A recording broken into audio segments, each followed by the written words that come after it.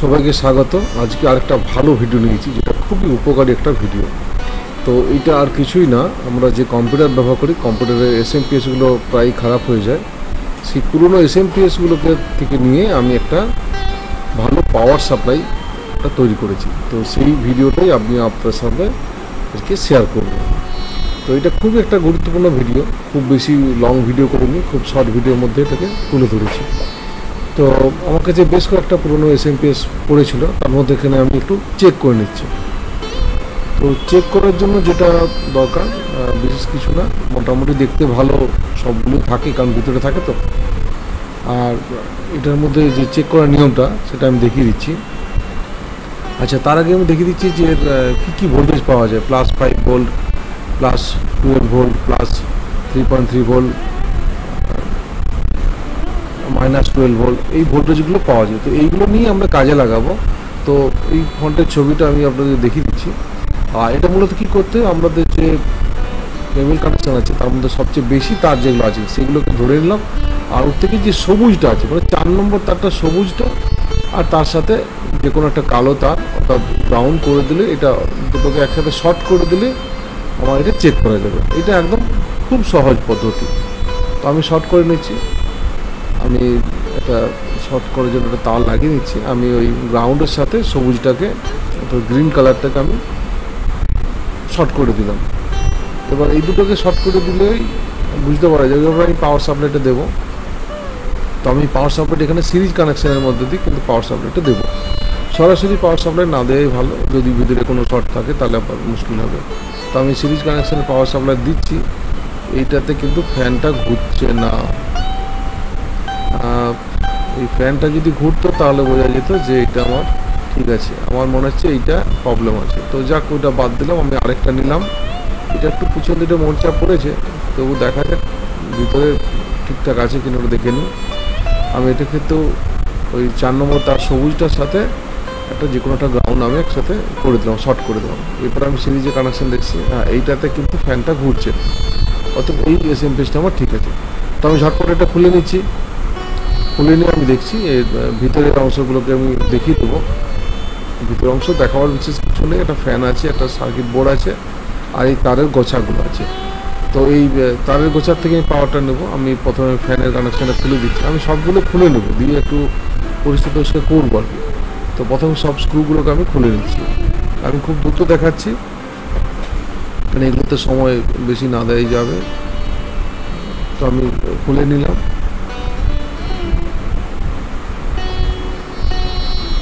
এবার দেখো তারগুলো সব একসাথে গোছা গোছা করা আছে, যে লাল আছে, কালো আছে, হলুদ আছে, আর এই একটা অরেঞ্জ কালার আছে। তো আমি পাওয়ারগুলো দেখিয়ে দিচ্ছি, এখানে লেখাটা দেখিয়ে দিচ্ছি। ব্লু আছে, ইয়েলো আছে, রেড আছে। তো এটা প্রয়োজনের আপনারা আগেটাকে পজ করে দেখে নেবেন। তো আমি এবারে এই সব তারগুলো খুলে দিই, কারণ এত তার আমাদের দরকার নেই। এই সব তারগুলোকে আমি এগুলোকে খুলে নেব। ঝালাই বেশি করে দিয়ে খুলে নিতে হবে, রঙটা বেশি করে দিলে হিট হবে, খুলে যাবে। তারগুলো সব খুলে নিচ্ছি। এরপর আমি একটু ওখানে ছোট্ট একটু ব্রাশ দিয়ে, পেট্রোল দিয়ে একটু ওয়াশ করে নিচ্ছি, যাতে কোনো রকম এটার মধ্যে হালকা কোনো শর্ট যেন না থাকে আর সেগুলো দেখে নিলাম একটুখানি। আর এইগুলো মোর্চা পড়েছে, এটাকে আমি ভালো করে পরিষ্কার করে একটু রং করে নেবো আর কি, যাতে এই খাপটাই আমি ব্যবহার করবো, যাতে সুন্দর দেখতে লাগে আর কি। তো সেইটা আমি করে নিচ্ছি আর কি।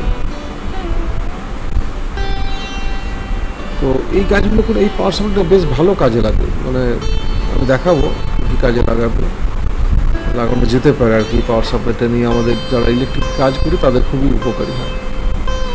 তো এছাড়াও অনেক রকম অ্যাপ্লায়েন্সে আপনারা এটাকে ব্যবহার করতে পারেন। আমি সব তার খুলে ফেলে দিয়েছি। আচ্ছা, কানেকশানগুলো আমি আগেই দেখিয়ে দিয়েছি কোনটার থেকে। এছাড়াও কিন্তু বোর্ডের মধ্যে লেখা থাকে কোনটা কত ভোল্টেজ বেরোচ্ছে, সেইভাবেও কানেকশানটা ওখান থেকে পাওয়া যাবে আর কি। এছাড়াও আমি কী ভোল্টেজ কোনটা থেকে বেরোয় সেটা আমি দেখিয়ে দেবো। এটা আমি গ্রিনটাকে রেখে দিচ্ছি, মানে যেটা শর্ট করলে আমার পাওয়ারটা অন হবে আর কি, এই বোর্ডটা অন হবে, সেইটাকে আমি রেখে দিচ্ছি। ওর পাশের তারটা আছে, ওটাকে আমি পরে কেটে দেবো। আমি এটাকে একটুখানি পজ করে দেখে নিতে পারবো যে কোনটার থেকে কী ভোল্টেজ বার করতে পারবো আমরা। তো অনেক রকম ভোল্টেজ এখান থেকে কিন্তু পাওয়া যাবে। তো আমি এরপরে এইগুলোকে কানেকশানগুলোকে করে নেবো। এটা যেটা বললাম গ্রিন কানেকশানটা, গ্রিনটাকে যদি আমি শর্ট করে দিই তাহলে আমার ভোল্টেজটা অন হবে। এইটা হচ্ছে এসি দুটো তার, আর এটাও একটা 5 ভোল্ট বেরোবে, স্ট্যান্ড বাই 5 ভোল্ট, এটাকে আমি কাজে লাগাবো। তো এই আমার বোর্ড পুরো পরিষ্কার, বেশি তারের গোছা নেই। এরপর আমি কি করব, এই বিভিন্ন রকম পাওয়ার সাপ্লাই নিতে গেলে যে আমার পিছনে কানেক্টার লাগাতে হয়, সেই কানেক্টার পয়েন্টগুলো করছি। এখান থেকে আমি 4 রকম ভোল্টেজ নেব আর কি। তো সেই 8টা 8 পিনের এটা কিন্তু আছে আর কি। তো বাস এটাকে আমি একটু দাগ দিয়ে দিচ্ছি, দাগ দিয়ে এটাকে আমি একটু ড্রিল করে নিয়েছি। ড্রিল করে নিয়ে আমি দেখাচ্ছি। তো এবারে আমি এই কানেক্টরটাকে লাগিয়ে নেব। বাস কানেক্টরটা লাগানোর জায়গা তৈরি হয়ে যাবে। আর কানেক্টরটাকে একটুখানি ওর বোর্ডের সঙ্গে লাগাবার জন্য শক্ত করতে একটু স্ক্রু দিতে হবে আর কি। তো আমি সেই পয়েন্টগুলো করে নিচ্ছি আর কি, আগে থেকে করে নিচ্ছি।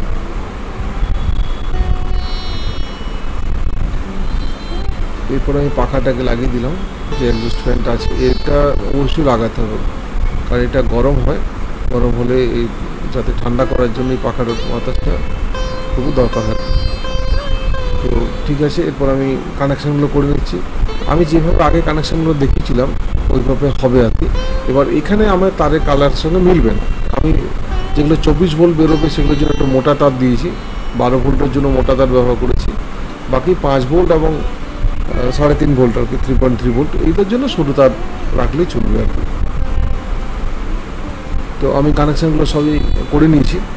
এরপর আমি এটাকে এই বোর্ডটাকে ভালোভাবে বসিয়ে দেবো আর কি।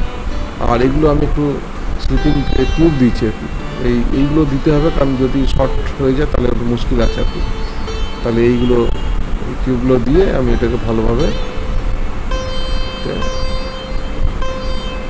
সুন্দর করে আস্তে করে বসিয়ে নিলে এটাকে হবে আর কি।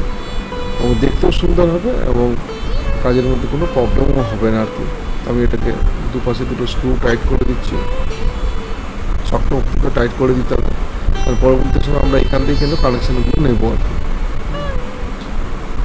আর দুটো জিনিস আমি লাগিয়ে নিয়েছি এখানে, আমি ঝটপট লাগিয়ে নিয়েছি, তাই এখানে আর বলছি না। সেটা হচ্ছে এসি কর্ডটা আমি লাগিয়ে নিয়েছি এবং অবশ্যই একটা সুইচ ব্যবহার করেছি সামনের দিকে, আমি দেখাচ্ছি সুইচটা। এখানে একটা সুইচ লাগিয়েছি, সুইচে যেভাবে কানেকশান করতে হয় এগুলো আপনারা সবই জানেন। এগুলো নিয়ে আর বেশি বিস্তারিত আমি এগুলো ভিডিও করছি না আর কি, বেশি বলছি না।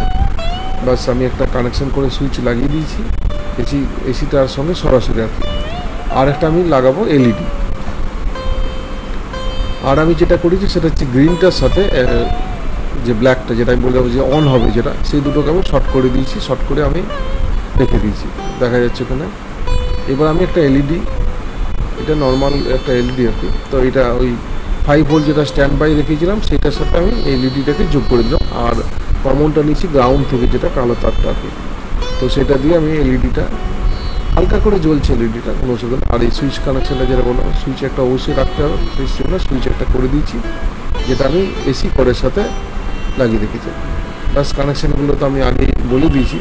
এখানে তারের কালার সঙ্গে মিলবে না, কিন্তু ভোল্টেজ লেখা থাকে যে বোর্ডের মধ্যে, সেখান থেকে দেখলেই বোঝা যাবে। খুব সুন্দর করে তারগুলো দিয়েছি। আমি 24 ভোল্টের ক্ষেত্রে কিন্তু একটু মোটা তার ব্যবহার করেছি, 12 ভোল্টের ক্ষেত্রেও মোটা তার ব্যবহার করেছি। আর বাকিগুলোতে একটু নর্মাল যে তার থাকে, যে তারটা ছিল আর কি এসএমপিসে, সেই তারগুলো আমি ব্যবহার করেছি।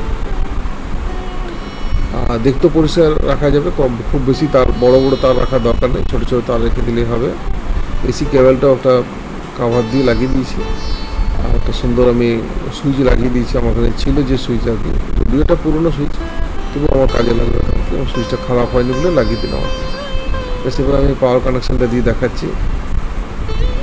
পাওয়ার কানেকশান দিয়েছি, সুইচটা অন করলে আমার এলইডিটা জ্বলছে। এলইডিটা খুবই হালকাভাবে করা আছে, খুব জোর এলইডি আমি দিইনি, খুব বেশি জোর এলইডি দরকার নেই, আমার জাস্ট অন হয়েছে কিনা সেটা দেখাবার জন্য। এরপর আমি মাল্টিমিটার দিয়ে ভোল্টেজটা একটু দেখিয়ে দিই। তো এটা দেখাবার সেরকম কিছু নেই, কারণ আপনারা সবই বুঝতে পারছেন যে কত কত ভোল্টেজ বেরোবে। আর এইটার আমি একটা ডায়াগ্রামও দিয়ে দিয়েছিলাম, যেভাবে কানেকশন করা যায়, ভোল্টেজগুলো কীভাবে নিতে হবে, বাড়তি বাড়ানো বা কমানো, যে ভোল্টেজগুলো দরকার সেভাবে কানেকশন করলেই ভোল্টেজটা বেরোবে। তো এইটা প্রথমে আমি 24 ভোল্টের নিচ্ছি, একটু দেখাই, ভালো করে দেখাই, ঠিকঠাক করে লাগিয়ে একটু।